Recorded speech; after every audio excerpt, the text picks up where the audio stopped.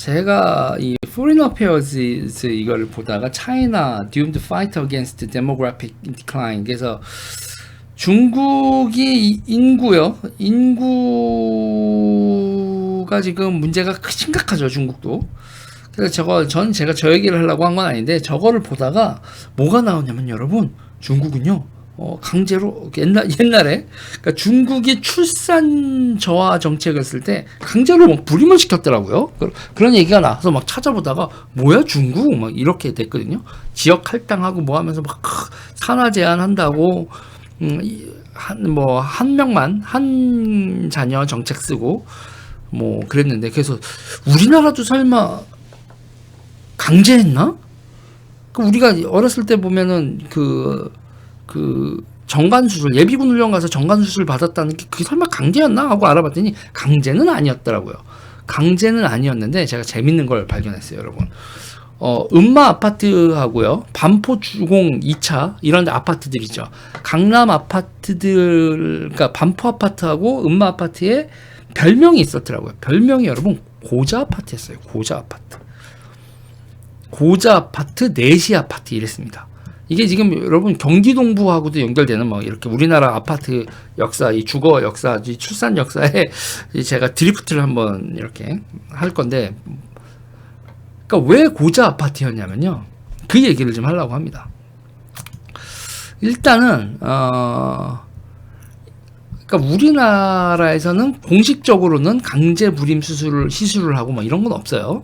그런데 정관수술 있잖아요. 우리가 정관수술이라고 하는 거, 그 정관수술이라는 게 이게 요렇게 해서 묶어서 정액과 정자가 섞이지 못하게 해서 성행인을 할 수 있지만 그 씨 없는 수박을 만드는, 표현이 지금 그런, 다 뭔지 아시죠? 그래서 정자와 정액이 섞이지 못하게 정관을 묶어버리는 그 수술인데, 자세한 건 의사 선생님한테 물어보시고 저는 정치적 이야기만 하겠습니다. 그러니까 인센티브가 있잖아요. 강남 아파트 청약 우선권을 줬어요.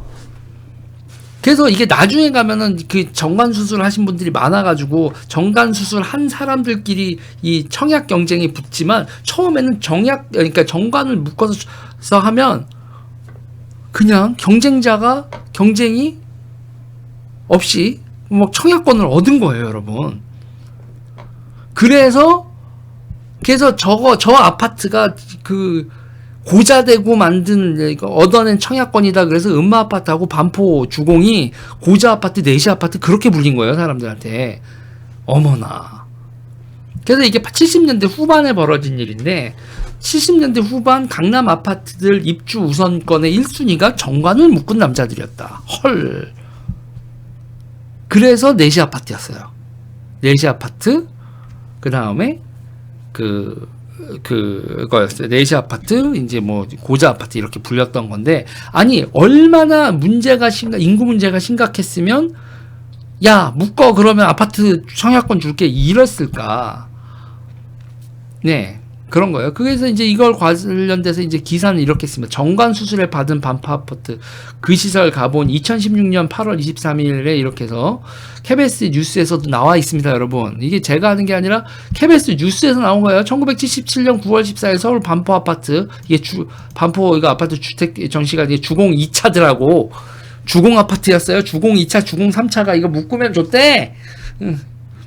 이게 77년 청약제도 하면서 1순위에서 경쟁이 있을 때 해외 근로자 하면서, 그러니까 여러분, 그러니까 사우디 갔다 왔으면서 묶었으면 1순위인 거야. 사우디, 그러니까 해외 노동 갔다 오면서 묶으셨습니까? 네, 묶었습니다. 그럼 아파트 청약 드리겠습니다. 이렇게 됐던 거야. 네. 그래서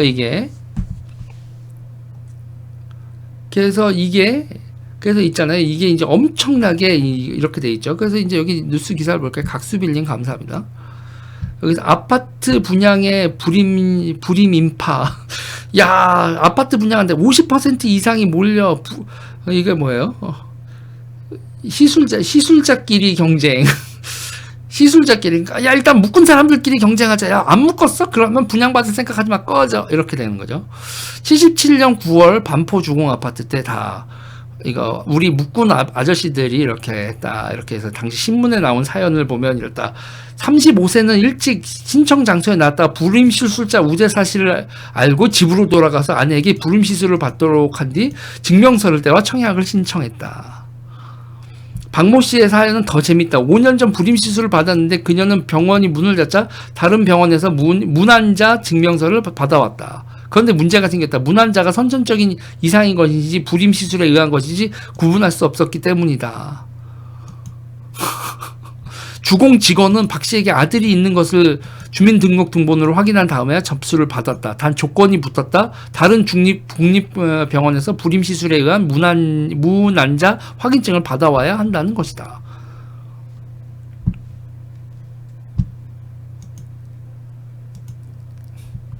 여러분, 스펙타클하죠.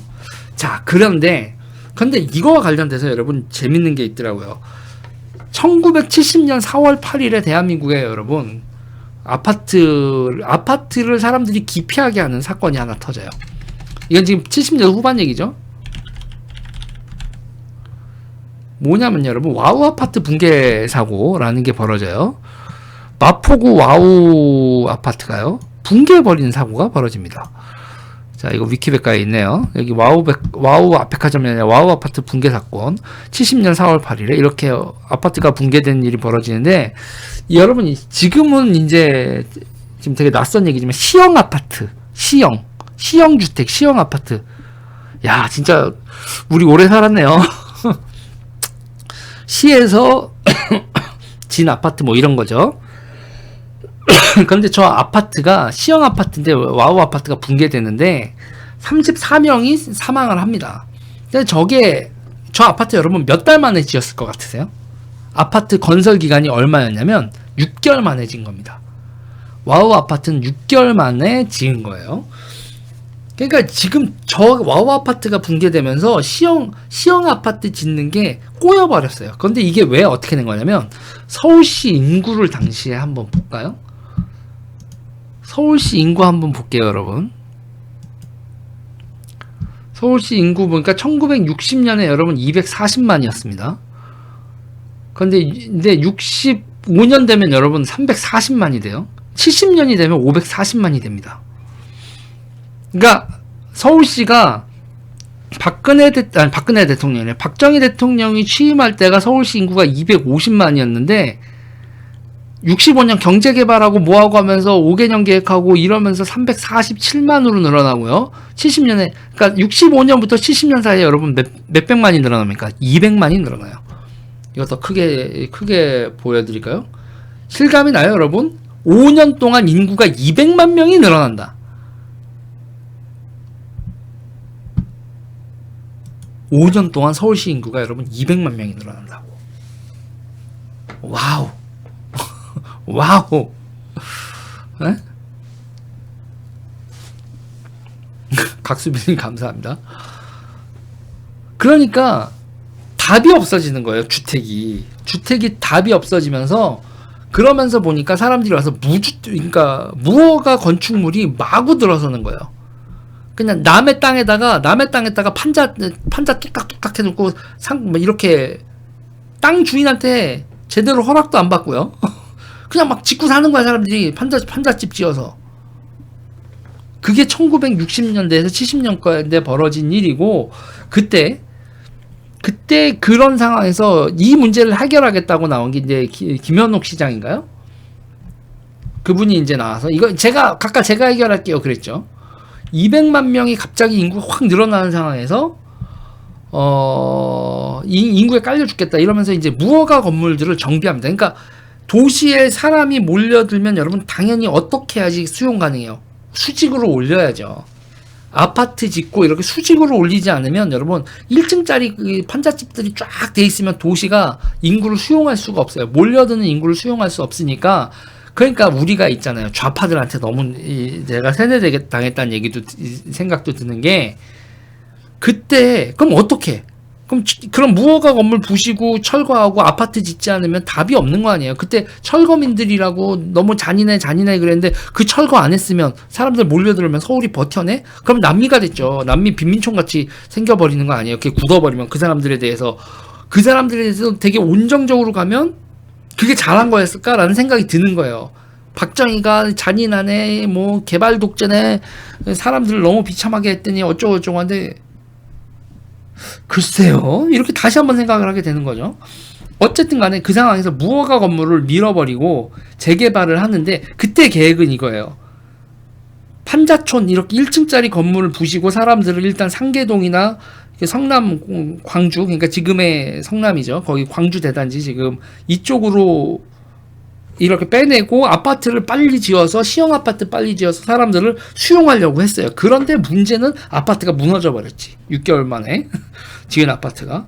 그러니까 18만 채 정도의 무허가 주택을 밀어버리고 사람들을 수용하듯이 그러면서 사람들을 이렇게 막 시형 아파트를 빨리빨리 공급하려고 했는데 그게 이제 야 아니잖아 이게 하면서 무너지면서 이게 일이 다 꼬이는 거죠.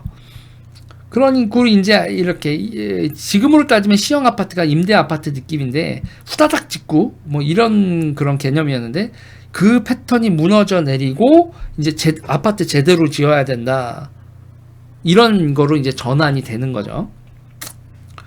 그러니까 시민 아파트 시민 아파트라고도 불렀고 시형 아파트라고 불렀던 그걸로 사람들을 도시에 그걸 왕창 지어서 사람들 수용하려고 하던 계획은 실현 불가된 상황이 되는 거. 그게 이제 와우 아파트 붕괴 사건의 여파였다.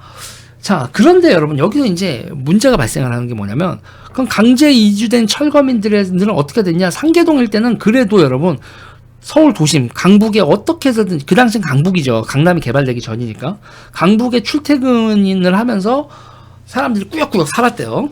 상계동 일대는 꾸역꾸역 살아가는데 문제는 경기도 광주 쪽 그쪽에 보냈던 분들은 교통도 없고 수도도 없고 화장실도 없고 사람은 그냥 아무것도 그리고 버스도 없고 가게도 없고 물건 살 가게도 없고 사람들을 언덕에 던져버린 상태에서 결국은 광주 대단지 사태가 발생을 하죠. 근데 이제 그 광주 대단지 사태는 어떻게 해서 끝나냐면 여러분 거기 땅을요 사람들한테 불화를 줘요.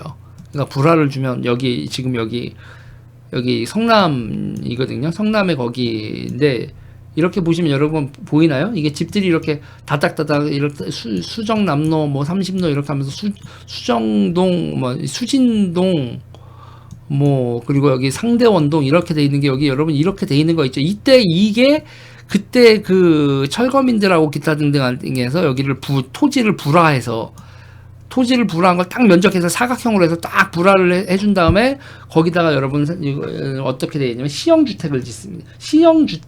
시형주택도 아니었어요. 정확히 얘기하면 이렇게 시형주택이라고 이렇게 지었었는데 이 시형주택을 뺏겨서 뚜리님 감사합니다. 성남에서는 저 시형주택을 뺏겨서 사람들이 알아서 벽돌구에다가 집을 지어요. 그래서 아까 그 광주 대단지 사태는 땅을 나라에서 거기 그 분들한테 불화를 해주고 그분들은 그 땅에다가 시형 주택을 닮은 개인 주택들을 짓고요. 이 시형 주택 건설했던 사람들 요거 노하우 그대로 가져다가 자기도 나도 그거 만들 수 있을 것 같아 그러면서 막 개인들이 뚝딱뚝딱 지어서 집을 만들죠. 그래서 그렇게 땅을 받고 자기 집을 가지게 되는 그 광주 대단지에서는 집 없는 서러움을 가졌던 분들. 근데 그게 이제 나중에 가면은 거기 또 그분들이 또 그거를 해가지고 꿋꿋하게 해서 집을 짓고 자기 땅과 자기 집을 가지신 분들은 다행인데 그걸 또 얼마 또 받고 딱지를 이렇게 또 사람들이 팔아가지고 저기도 투기꾼이 들어오고 그랬었다네요. 아무튼 그래서 그렇게 일단을 나게 되는데 서울은 그런 식의 이제 인구에 짓눌려서 어떻게든 주택을 지어야 되는 아수라 도시였죠. 그래서 강남 1970이라는 영화가 나오는 배경이 바로 이런 배경을 가지고 나온 거예요. 서울에 몰려든 인구를 감당할 수 없는 서울. 그때 서울 인구를 유지하기 위해서 이제 강남 개발을 하게 되는데 여기서 이제 박정희 대통령이나 김현옥 시장 입장에서 생각해 보자고요. 맨날 좌파적인 상황으로 보지 말고 아니 수백만 명이 몰려오는데 이걸 어떻게 해결을 해요? 빨리빨리 해야지. 그러니까 방치해서 빈민촌이 굳어버리면 그냥 남미 되는 거죠. 구획 정리하고 아파트 짓고 산업단 단지 만들고 일자리 만들고 상업지구 만들고, 이거 우리가 이제 조닝이라고 하는 거죠. 그거를 도시가 도시 기능을 하게 만들기 위해서 뭐 지하철 뚫고 어마어마한 일을 한 겁니다. 뚜리님, 박수빌님 감사합니다. 철거민들 뭐 도시 빈문 그걸 폭력적으로 진압을 했다 막 이렇게 좌파에서 하는 얘기만 듣고는, 그리고 도시 개발의 이익을 뭐 부패한 친일파들이 다 가져갔다, 그건 좌파 프레임인데 저는 그거 동의할 수 없다. 이제 그 서사 끝내야 된다 이렇게 보는 거예요. 철권으로라도 해야 될 일을 한 거로 봐야 되지 않겠냐 이거죠. 사람들이 비명 지르고 저항을 하고 좌파들이 난리를 쳐도 확실한 자기 비전이 있었으니까 밀어붙일 수 있었던 거 아니냐. 그래서 박정희와 김현호 시장 그러면서 개발 독재, 뭐 폭력, 철거민들한테 뭐 이렇게 하는 그 좌파들의 스토리텔링만 말고 그 당시에 그냥 간단히 보자고요, 여러분. 간단히 봐서 이 문제를 해결한 거 아닙니까? 지금 우리나라 그 좌파들한테 그런 식으로 얘기해서 사람들한테 동의 구하고 모여서 이 인구가 도시에 이렇게 인구 몰려 들어오는 걸 해결이 가능해요? 이게? 인구가 5년 사이에 200만 명이 늘어나는데 이걸 어떻게 해결을 해? 그런 식으로 해결할 수밖에 없는 거지. 자, 저는 그래요. 다시 돌아올게요. 이런 상황에서 아파트 청약에서 불임 시술자한테 인센티브를 준 거예요. 자, 그런데 이제 그 상황에서 어떤 게 짓눌렸는지 좀 보자고요.